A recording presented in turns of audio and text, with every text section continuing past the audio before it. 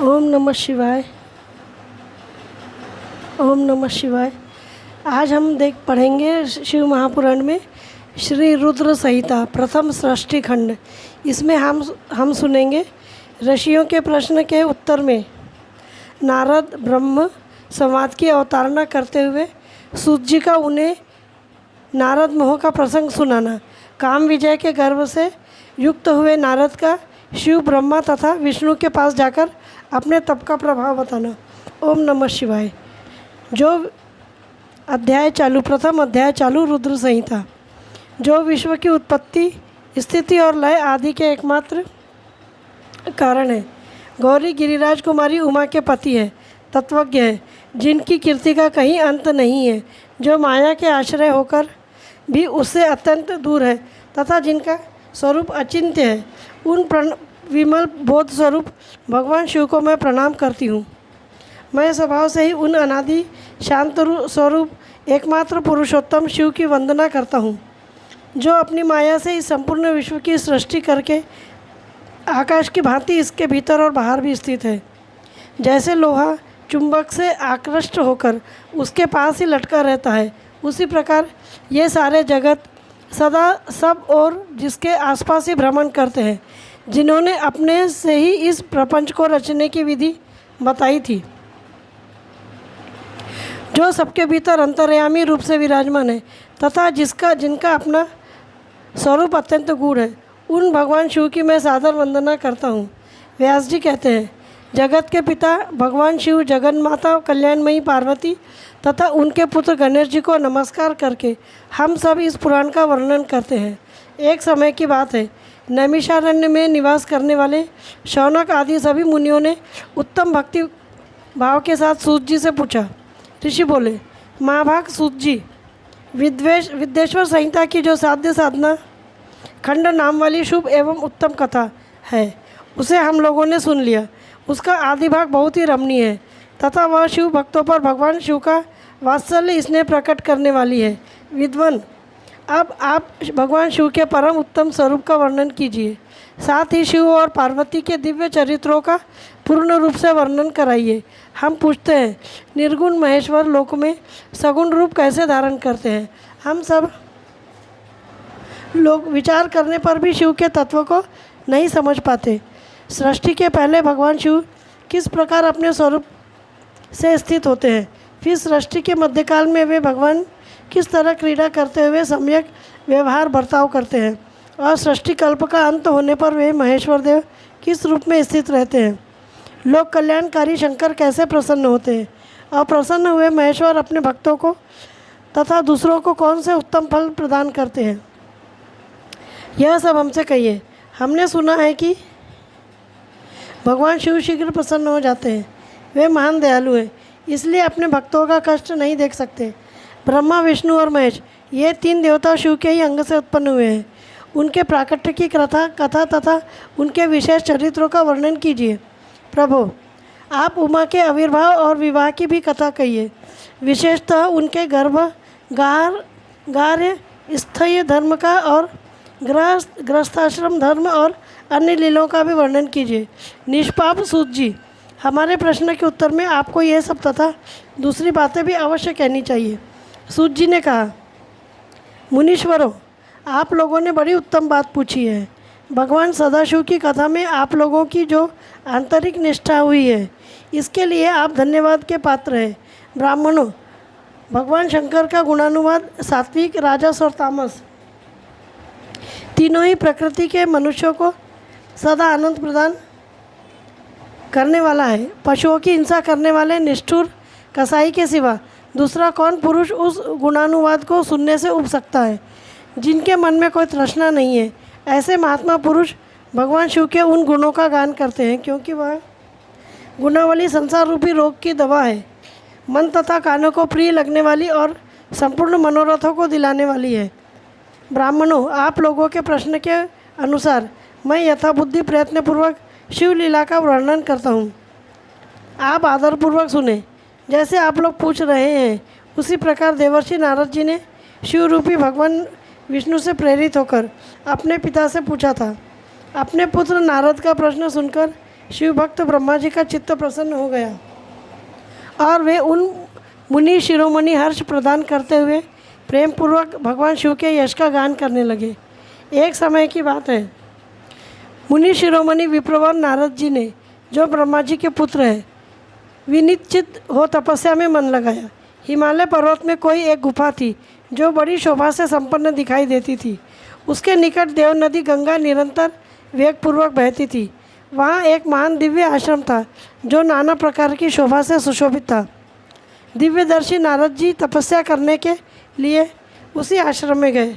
उस गुफा को देखकर मुनिवर नारद जी बड़े प्रसन्न हुए और सुदीर्घ काल तक वहाँ तपस्या करते रहे। उनका अंतःकरण शुद्ध था। वे दृढ़तापूर्वक आसन बांधकर मौन हो प्राणायाम पूर्वक समाधि में स्थित हो गए। ब्राह्मणों, उन्होंने वह समाधि लगाई जिसमें ब्रह्म साक्षात करने वाला मैं ब्रह्म हूँ यह विज्ञान प्रकट होता है। मुनिवर नारद जी जब इस प्रकार तपस्या करने लगे, उस समय यह समाचार पाकर देवराज इंद्र काँप उठे। वे मानसिक संताप से विवल हो गए। ये नारद मुनि मेरा राज्य लेना चाहते हैं। मन ही मन ऐसा सोचकर इंद्र ने उनकी तपस्या में विघ्न डालने के लिए प्रयत्न करने की इच्छा की। उस समय देवराज ने अपने मन से कामदेव का स्मरण किया। स्मरण करते ही कामदेव आ गए। महेंद्र ने उन्हें नारद जी की तपस्या में विघ्न डालने का आदेश दिया। यह आज्ञा पाकर कामदेव वसंत को साथ ले बड़े गर्व से उस स्थान पर गए और अपना उपाय करने लगे। उन्होंने वहाँ शीघ्र ही अपनी सारी कलाएं रच डाली। वसंत ने भी मदमत्त होकर अपना प्रभाव अनेक प्रकार से प्रकट किया। मुनिवरों, कामदेव और वसंत के अथक प्रयत्न करने पर भी नारद मुनि के चित्त में विकार नहीं उत्पन्न हुआ। महादेव जी के अनुग्रह से उन दोनों का गर्व चूर्ण हो गया। शौनक आदि महर्षियों, ऐसा होने से जो कारण था उसे आदरपूर्वक सुनो। महादेव जी की कृपा से ही नारद मुनि पर कामदेव का कोई प्रभाव नहीं पड़ा। पहले उसी आश्रम में कामशत्रु भगवान शिव ने उत्तम तपस्या की थी और वहीं उन्होंने मुनियों की तपस्या का नाश करने वाले कामदेव को शीघ्र ही भस्म कर डाला था।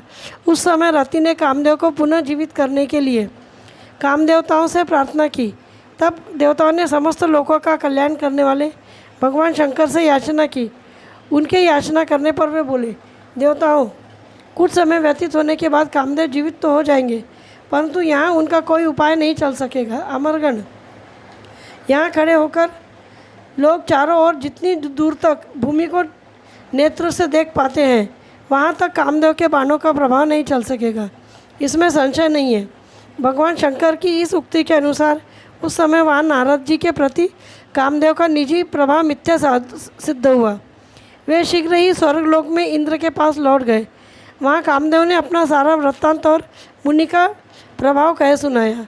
तत्पश्चात इंद्र की आज्ञा से वे वसंत के साथ अपने स्थान को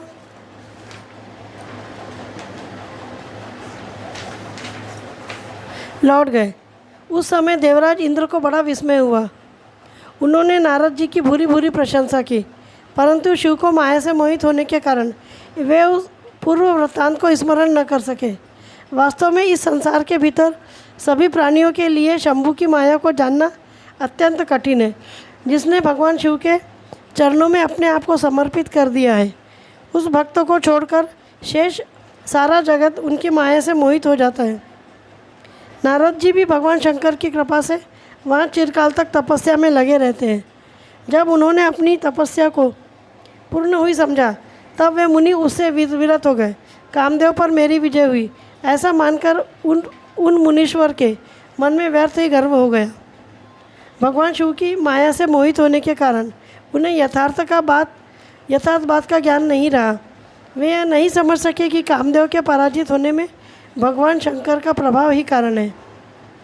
उस माया से अत्यंत मोहित हो मुनि शिरोमणि नारद अपना काम विजय संबंधी वृतांत बताने के लिए तुरंत ही कैलाश पर्वत पर गए। उस समय वे विजय के मद से उन्मत्त हो रहे थे। वहाँ रुद्रदेव शिवजी को नमस्कार करके गर्व से भरे हुए मुनि ने अपने आप को महात्मा मानकर तथा अपने ही प्रभाव से कामदेव पर अपनी विजय हुई समझकर उनसे सारा वृत्तांत कह सुनाया। वह सब सुनकर भक्तवत्सल भगवान शंकर जी ने नारद जी से, जो अपनी शिव की माया से मोहित होने के कारण काम विजय के यथार्थ को कारण को नहीं जानते थे और अपने विवेक को भी खो बैठे थे। कहा। रुद्र बोले, तात नारद, तुम बड़े विद्वान हो, धन्यवाद के पात्र हो, परंतु मेरी यह बात ध्यान देकर सुनो। अब से फिर कभी ऐसी बात कहीं भी न कहना, विशेषतः भगवान विष्णु के सामने इसकी चर्चा कदापि न करना। तुमने मुझसे अपना जो वृत्तांत बताया है उसे पूछने पर भी दूसरों के सामने न कहना। यह सिद्धि संबंधी वृत्तांत सदा सर्वथा गुप्त रखने योग्य है, इसे कभी किसी पर प्रकट नहीं करना चाहिए।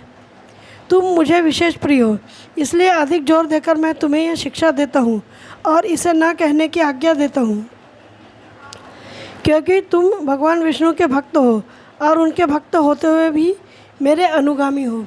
इस प्रकार बहुत कुछ कहकर संसार की सृष्टि करने वाले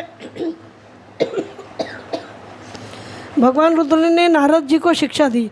अपने वृत्तांत को गुप्त रखने के लिए उन्हें समझाया बुझाया, परंतु वे तो शिव की माया से ही मोहित थे, इसलिए उन्होंने उनकी दी हुई शिक्षा को अपने लिए हितकर नहीं माना। तदनंतर मुनि शिरोमणि नारद ब्रह्मलोक में गए। वहाँ ब्रह्मा जी को नमस्कार करके उन्होंने कहा, पिताजी, मैंने अपने तपोबल से कामदेव को जीत लिया है। उनकी यह बात सुनकर ब्रह्मा जी ने भगवान शिव के चरणारविंदों का चिंतन किया और सारा कारण जानकर अपने पुत्र को यह सब कहने से मना किया, परंतु नारद जी शिव की माया से मोहित थे, अतः उनके चित्त में मद का अंकुर जम गया था, उनकी बुद्धि मारी गई थी।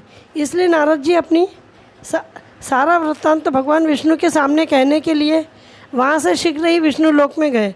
नारद मुनि को आते देख भगवान विष्णु बड़े आदर से उठे और शीघ्र ही आगे बढ़कर उन्होंने मुनि को हृदय से लगा लिया। मुनि के आगमन का क्या हेतु है, इसका उन्हें पहले से ही पता था। नारद जी को अपने आसन पर बिठाकर भगवान शिव के चरणारविंदों का चिंतन करके श्री हरि ने उनसे पूछा। भगवान विष्णु बोले, तात, कहाँ से आते हो? यहाँ किस लिए तुम्हारा आगमन हुआ है? मुनिश्रेष्ठ, तुम धन्य हो, तुम्हारे शुभागमन से मैं पवित्र हो गया।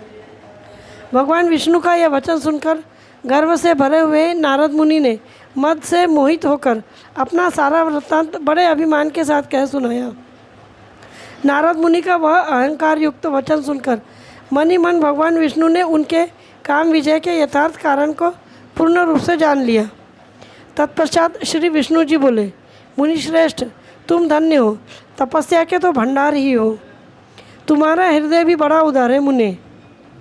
जिसके भीतर भक्ति, ज्ञान और वैराग्य नहीं होते, उसी के मन में समस्त दुखों को देने वाले काम, मोह आदि विकार शीघ्र उत्पन्न होते हैं।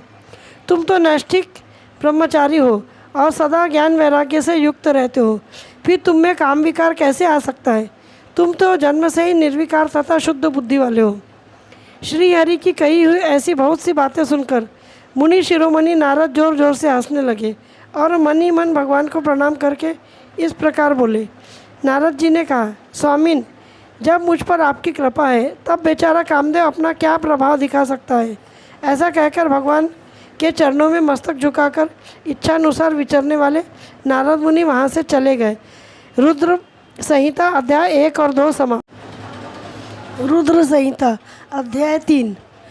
इसमें हम देखेंगे माया निर्मित नगर में शील निधि की कन्या पर मोहित हुए नारद जी का भगवान विष्णु